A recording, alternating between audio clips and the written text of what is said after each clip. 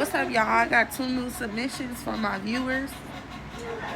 I told y'all guys a while ago, send me your scary, spooky, crazy stories, and I'm gonna tell them for you. If you new here, go ahead and follow your girl. I cover real stories on true crime, black history, haunted lore, everything spooky in between, y'all. If you new here, go ahead and follow your girl. I cover real true crime stories, black history, mysteries, and everything spooky in between. If you like that type of shit, come join the family. Never sugarcoat shit over here. Everything is real, everything is raw, and everything is straight to the motherfucking point. With that being said, if you still here, let's get into these stories. Okay, this first submission is from a guy in Detroit. He wanted to be anonymous. He stated back in high school, he was going through it. He said they had no money, his mom was sick, and the lights were off half the time. One night he said out loud, talking to the dark, if something out there can help me, I'll give you whatever you want. Please don't let us lose this house. The next day, his mom got approved for back pay that she never even applied for. Bills paid, groceries stocked. He shook it off as a blessing. But then a week later, the dreams, they started. He said he would wake up in his room and everything would feel off. And in the corner stood a tall man, dark skin, black suit, and always that damn top hat. He never said a word, ever. He just watched. But one night, the man stepped forward and whispered to him, I've kept my deal on my end. Now it's your turn. From that day on, he said, things spiraled. His mom got sick again, real bad this time. He started losing time, blacking out, waking up hours later. He wake up with no memory of what had happened while he blacked out. But every single time it happened, someone close to him got hurt. He tried to shake it off. He tried to blame it on stress. But on his birthday, he woke up and the words, he's mine, was scratched into his mirror. After that, he moved cities. He changed his phone number, changed everything, and burnt every last single item of clothing from that time in his life. He says every time he starts doing good, he can feel him somewhere. He can feel him watching, waiting, just waiting for me to forget the deal. You know what's so crazy? I had my own experience with the man in the top hat. And from my understanding, everybody's experience with him is different. Because for me, it's so crazy. I walked out of my house one night and there's a big ass oak tree outside of my house. I'm talking about huge. I look, it's pitch black in the back of our yard. We had no lights, we had nothing at the time. I look straight as I'm walking out the door and I see a man standing there.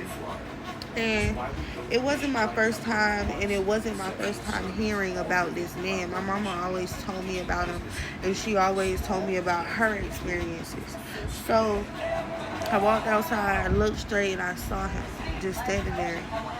I couldn't see his face. I couldn't see anything except for him in black with the top hat and the cane. I couldn't, and it scared the fuck out of me. When I say it scared the shit out of me, I ran the fuck flat back in the house like I wasn't ready. Like I wasn't ready for it at that moment. And I lie to you not. The very next day, a random man came into my yard and he claimed he was working on power lines. That was the craziest part about it.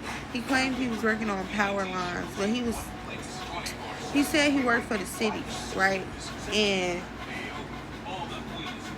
from my understanding, the road that I lived on, in order for you to be working on the power lines, you would have to be on the opposite street in the back from us because that's where our power lines would be located. There is nothing that you can do in a yard for our power lines in our yard. Like it's nothing. He came back there and was in our backyard just walking around real weird, like. And he had a clipboard, a white paper, and he was writing stuff on it. He pulled up in a um unmarked vehicle, a white little truck. It was very weird. The city people and the people who work here, they pull up in trucks, yeah, but they always have an emblem of the city of Arcadia. They always have a stamp so that you know, or they'll have a yellow license plate tag so that you know that it's a city person. So he's just there. My mom, she asked him like, "What are you doing here?" He said he was working on the power line. And a lot of y'all know, this was right after I seen the man. My brother ended up passing away. He was in jail and he ended up passing away. But the creepiest thing about it was my brother had always been a conspiracy theorist. Like, he had always been one of those who always dug deep into shit, and he made it make so much sense.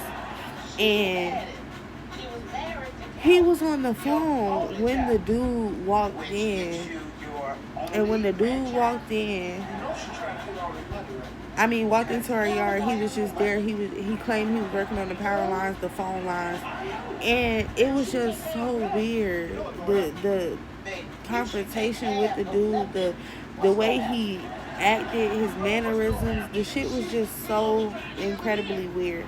And then my mom and my brother was on the phone, and my brother said, who you talking to, what's going on? And my mom said it's the dude in the yard, and he claimed that he trying to do the power lines, and there's nothing wrong with the phones and shit like that. And my brother had said something, and he said, well, I'll get at y'all later, I'll call y'all back. And the next day after that, the police came into our yard and told me that my brother had expired. They told me and my mom that my brother had expired through the night, and they don't know what happened, as if he was on bad food or something like that. But long story short, every time my family has seen this man, it's always been like an omen of death, like something bad is happening or gonna happen or coming. Like, that's why I said it's so crazy. This next story comes down from Mobile, Alabama. Her name is Chelsea. Chelsea stated that her and her sister were cleaning out their grandma's old house so that they could renovate it. The house was real old, real old. It had been in the family since the 1940s. The sisters started tearing up walls. Upstairs in one room, they found a doll in the wall after they tore it out. It wasn't just any doll. It was wrapped up in Bible pages, had red string tied around it, and had human teeth in its mouth. She said the moment they pulled it out the wall, the room got cold. Not a breeze, not a draft, cold. Later that night, her sister stated that she seen something crawl out of her closet. Not walk, crawl. She stated that it looked like a shadow with long limbs, and they just weren't moving correctly. It was horrible. As if its bones were out of place. They stayed at a hotel that night. And she asked me what they should do with the doll. And I told her, shit. Baby girl, honestly, if it was me, I would take that doll and seal it back in that motherfucking wall, because obviously it wasn't supposed to leave. Obviously, whoever put it there for a certain reason. If you can't seal it back up in that wall, I suggest you find somebody, somebody who deals in those type of things, a paranormal expert of that, something of that nature, a priest even, and see what you should do with that item, and maybe get your house cleansed. Yeah, because that is bananas.